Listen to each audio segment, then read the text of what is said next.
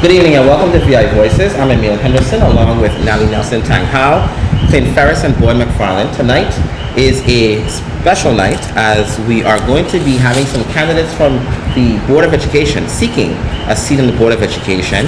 As you know, we announced that the last time we had candidates here, they could not be here with us, and we've invited them to come back because we thought it was important for them to be able to put their platform on the record, and so that individuals will do the new term, what we're calling now as vote down, meaning go all the way down on your ballot, not just stopping at the senatorial race, because those races are also important. Right.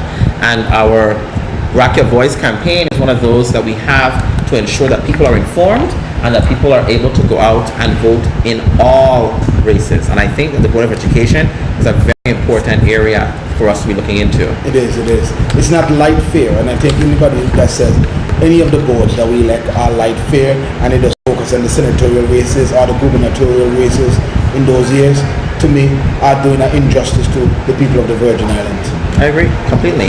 I think, the way that our education system is going now, and, I've always maintained, I've always said it's important for us to give much more authority to the Board of Education to handle those kind of day-to-day operations that the Department of Education now handles, and we'll be able to see tonight where those candidates are thinking. Tonight we have with us Hendricks, who currently sits on the Board of Education, so she is seeking re-election. Yeah. And we have Moorehead, who is seeking a seat on the Board of Education. So tonight should be a very interesting show. Two very colorful characters and individuals, I shouldn't say characters, two very colorful individuals, and I think that we should get a lot of information out from them. So when we return, we will have with us Hendricks. We'll be back in a moment.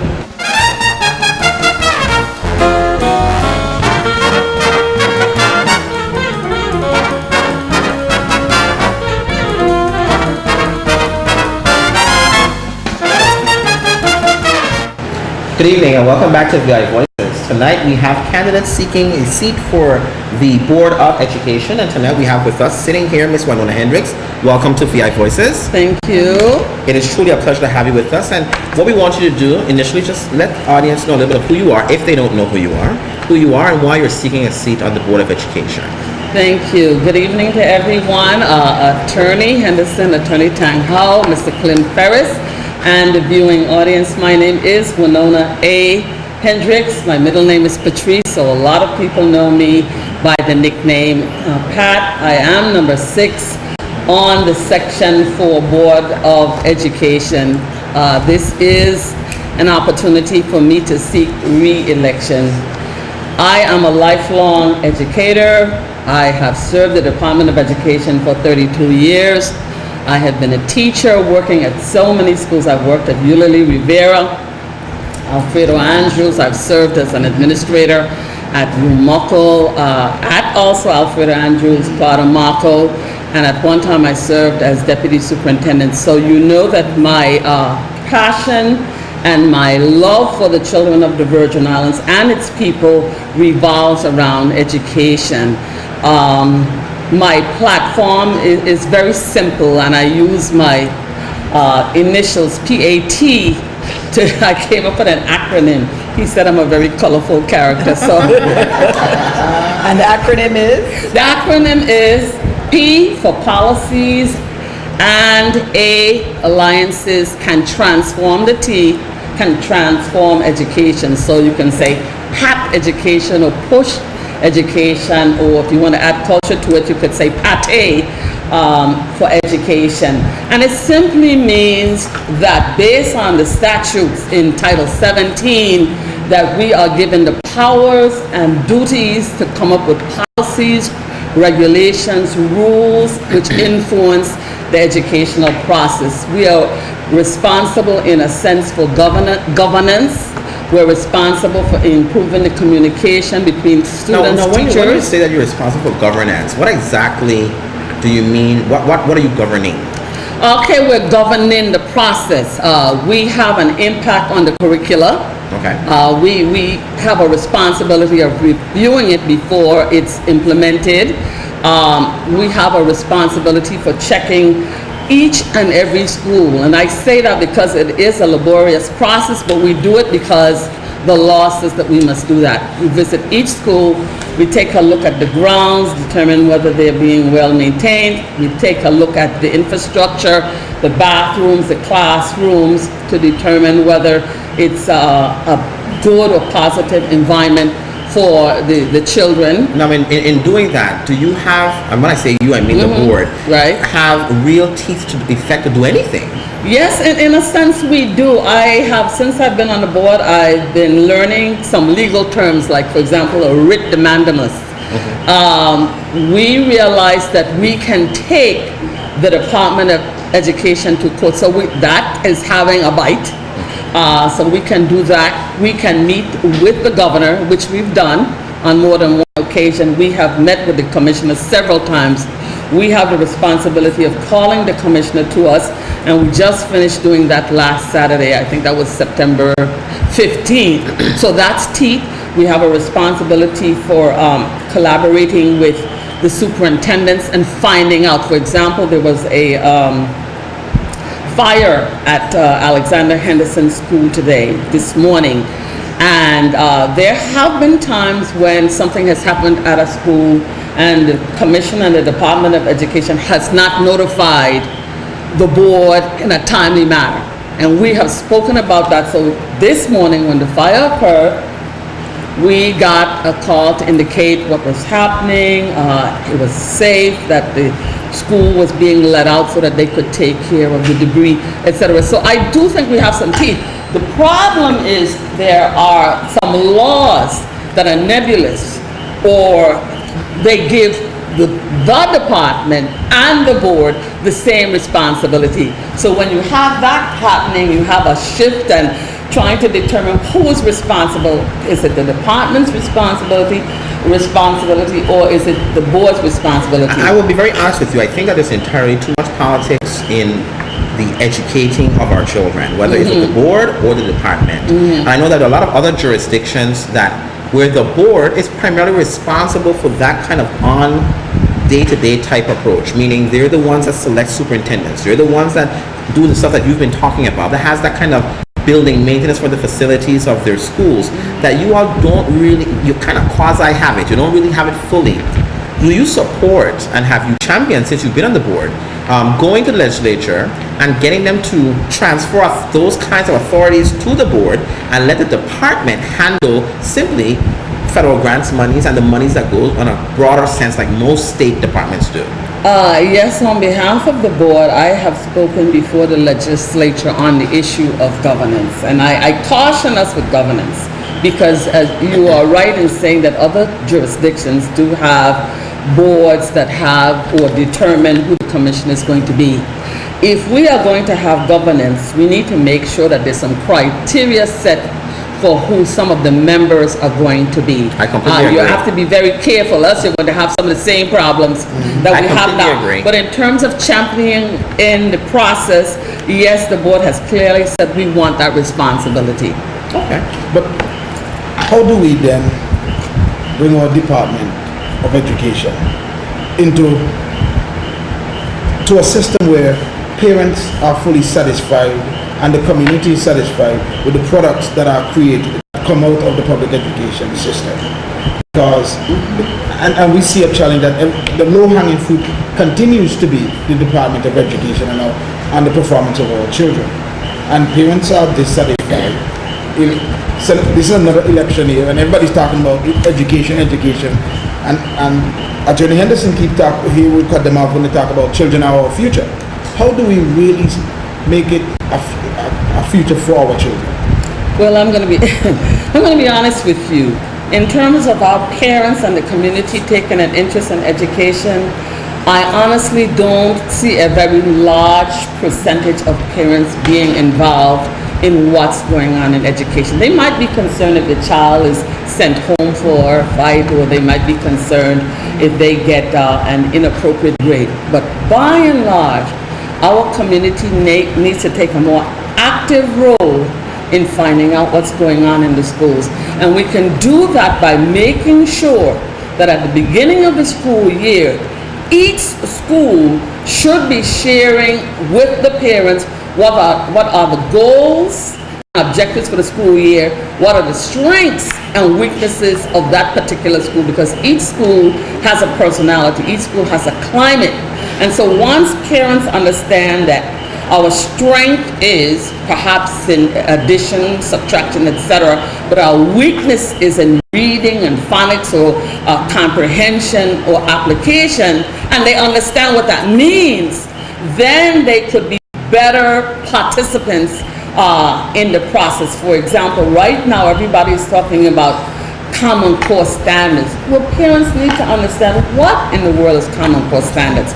Once they understand that across the United States and also in the Virgin Islands, that we have adopted some goals, especially in the English language arts area and the math area, and what that means for our students, then they're going to have to truly assist our students in becoming better achievers. Because the one thing that bothers me all the time is that on our achievement test, our African students and Hispanic American students are always at the bottom of the achievement ladder or standard.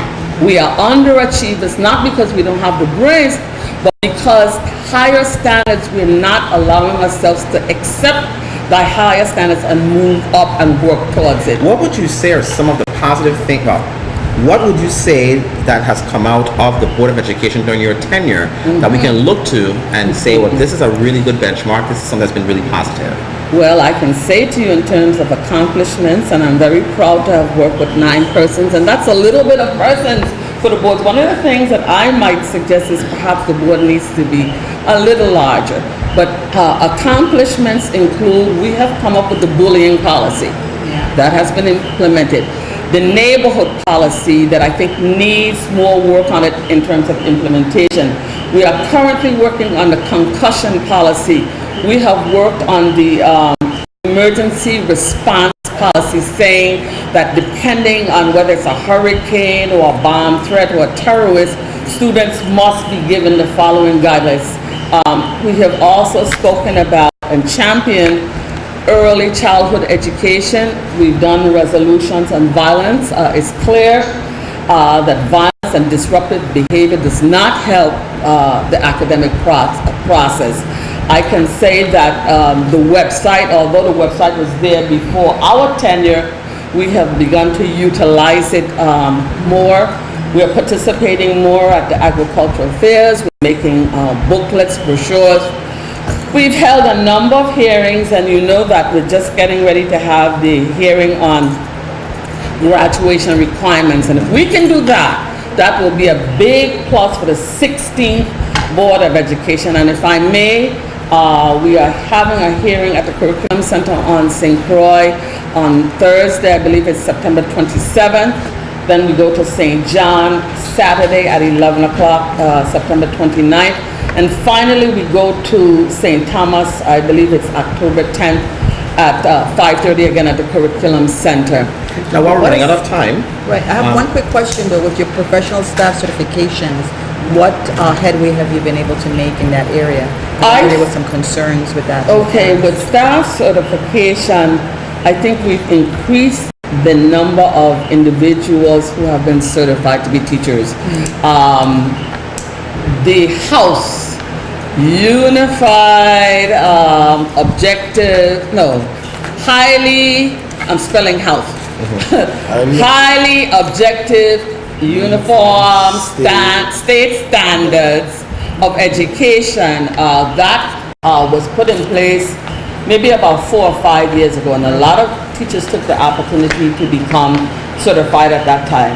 Now, in order for a teacher to become certified now, you must demonstrate your knowledge and pedagogical skills in the area of education, so you must take Praxis 1 or Praxis 2, and you must demonstrate credit and in the courses that you're taking towards whatever your degree is in. Cool. So I think we've done a good job in that area also. Well, we are out of time. Would you just let us know where, well, not where, let us know your ballot number. Yes. And give you about 15 seconds to close out. Well, I thank you again for this opportunity. My name is Winona Patrice Adams Hendricks. My ballot number is number 6 under the section for Board of Education. education, and I look forward to working with all individuals who aspire and become winners in that particular section. Thank you. And I also encourage the populace to vote for all other candidates, like we said. Start at the Absolutely. top and go down. Absolutely. I agree with you. Thank you so much for being on the show Thank you. tonight. I Here. appreciate that. Thank you.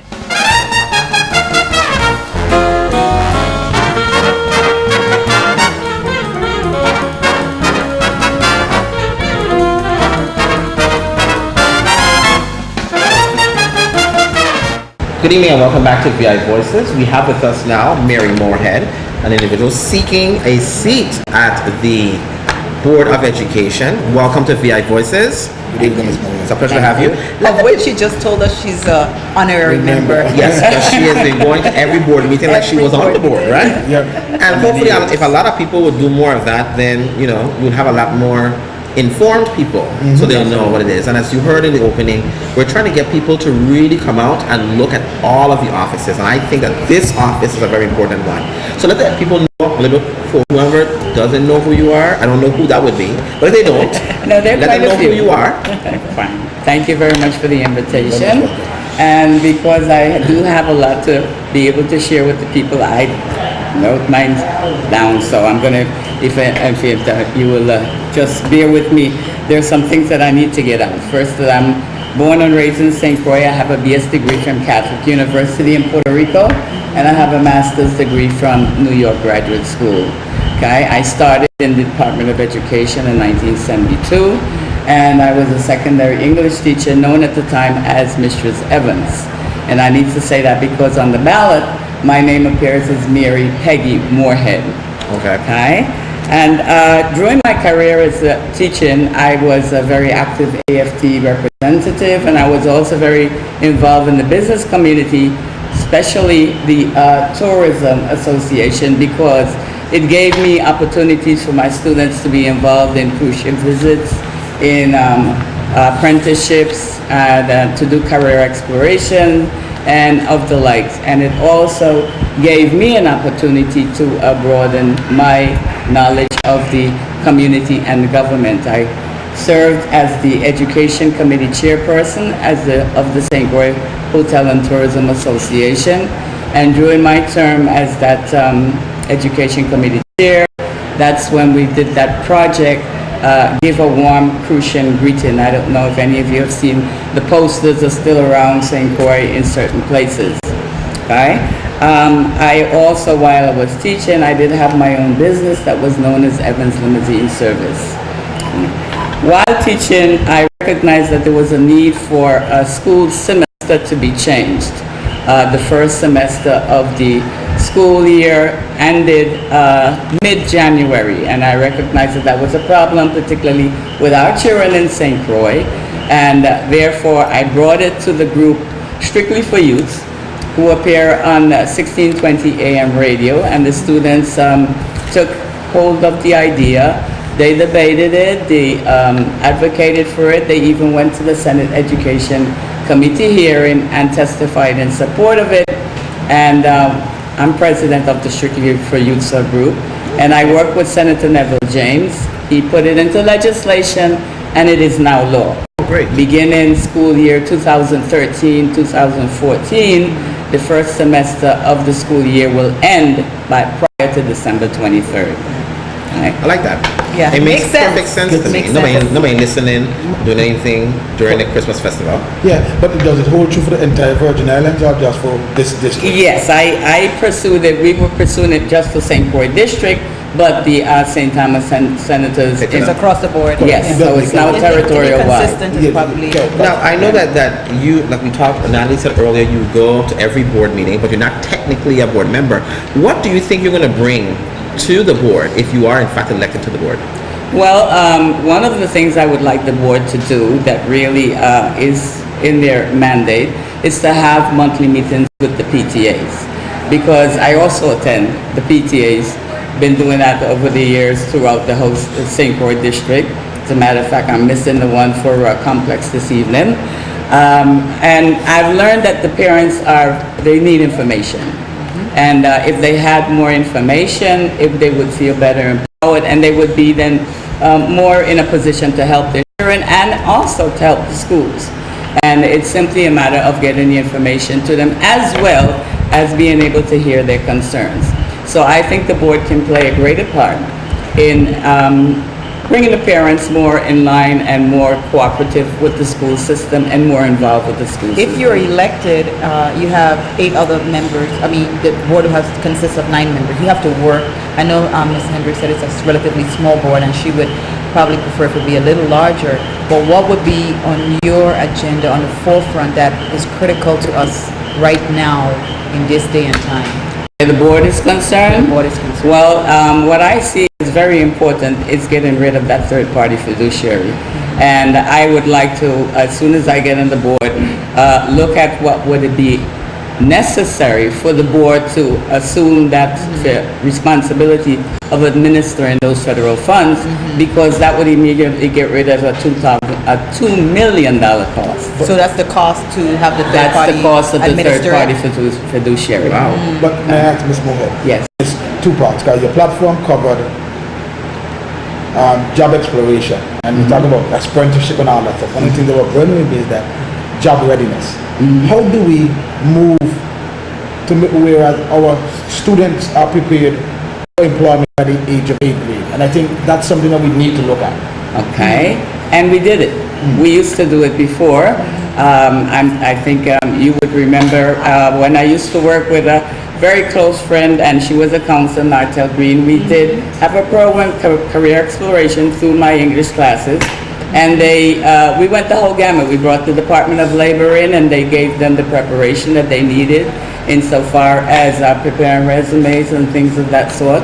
And then we engaged them with people in business, not for any stipend or any of that sort. It was basically just to get the knowledge and the experience of being on the job. And we had certain criteria of things that they had to, in supervision, make sure and you know, check, supervise with the children. But it worked very well. As a matter of fact, former police chief, Winsbert McFarlane, was one of the students who came out of such an career exploration, and there were several more. Now, Senator White, about a year or so ago, put forth a bill that to me didn't make much sense, and I thought it really undermined our young people. Put forth a bill that said that students who dropped out of school could not get a license until they were 18. And I don't think the bill ever driver's license before they were 18. I don't think the bill went anywhere. But would you support something like that, or see some of those things coming out of this board that will hamper those students who already drop out for certain reasons, and they already have barriers preventing them from moving forward? You know, academics is not the entire reason for children dropping out, so I would not support such an idea, no, because there are so many different reasons for children dropping out that wouldn't be considered in that, and I think that would be unfair situation. And I mean, a lot of our children, they have programs and whatnot that they need to go to, and that's why they go for licenses at the age of 16. And access to employment. Yeah. For all the years that I've known you, which goes back to high school, you've been an advocate for education. And it seems to me that you had a passion where it related to vocational education and balancing, because, you know, there's somehow a focus on academics and everybody trying to put their children on the path to college. But what, if anything, can you do in terms of maybe more of a balance, bringing more of a balance with vocational ed and academic, you know? Well, basically, really what it is not that I focus on the academics of vocation. I focus on making sure that the child learns how to think. Because as long as they know how to think, I feel they would always make the right choices. And in my English classes, I used to even get in trouble with exams because I wanted the children to be able to express themselves, not be geared into exams where you have to make the fill in the blanks, the multiple choices, that type of thing. Right. Exactly. I was always about, you know, reading a particular area and explaining, supporting it with your proof or whatever in order to make your case. And that, as long as a child can think, They can go any place. No, we under issue of It's critical thinking. We under issue of vocational education. If you may. Yeah. There exists a vocational education board that's fully appointed, and I think they set policies as well.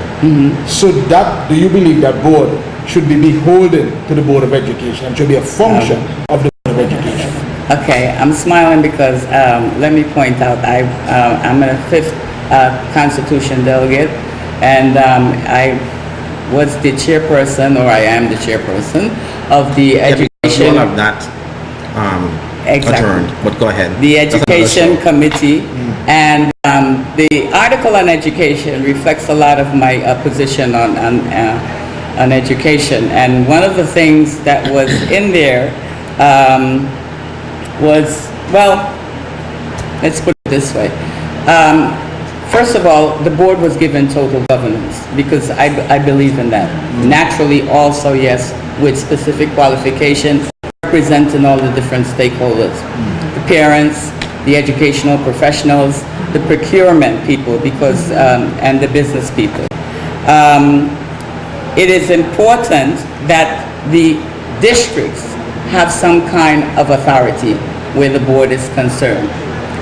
Working sort of like how our Board of Election now works, so that you can have district governance. Well, hopefully the Board of Education won't be working at the Board of Election works. Well, but I don't like the analogy. Well, does the Board of I meant Election work? No, the structure.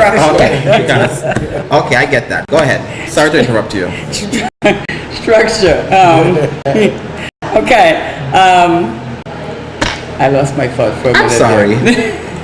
You were saying that that the board. structure of how the Board of Election Yes, is, okay. how these other two boards And are. the way we structured it is that you would have one board, and the vocational board would be part of the one. the one board. Doesn't that make sense?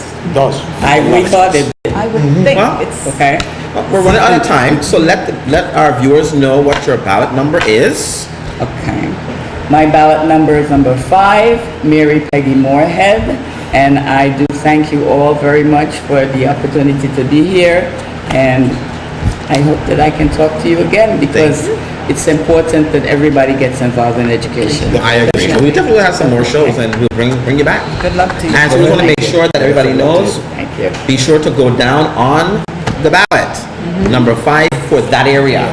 Number 6 for Ms. Hendricks for the Board of Education area. Don't be confused looking for them in the senatorial section. You know, Go down on the ballot. That is so important because at the end of the day, crime, economy, everything else falls under Well, education. and education is the investment in That's the right. future. Absolutely. Sure. It really, you have a strong education, you have a strong Absolutely. economy. Thank you so much. Thank you. We'll be back in a moment.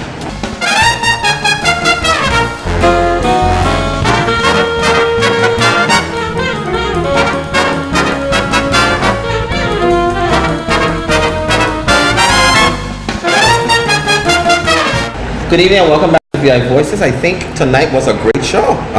We had Hendricks and Mary Peggy Moorehead, who are seeking seats in the, well, one is seeking re-election, the other is seeking a seat for the Board of Education. They both had really great stuff to talk about, and I think they both will be great. Hopefully you all would have thought that as well. I agree. I agree too. Definitely. And so we just want to make sure, again, that you let your voices be heard on our Rock Your Voice campaign. Be sure that you also understand that your voice can make a difference. And you got to make sure you go out and vote. Remember, downvote. That's right. And be sure that you're able to get individuals who are going to work on behalf of the people of the Virgin Islands, but especially on behalf of the youth of That's right. our territory. Individuals with commitment and compassion. So remember, let your And voices be heard. integrity. Absolutely. Thank you so much for a wonderful evening. We'll see you when we see you again tomorrow. Good night.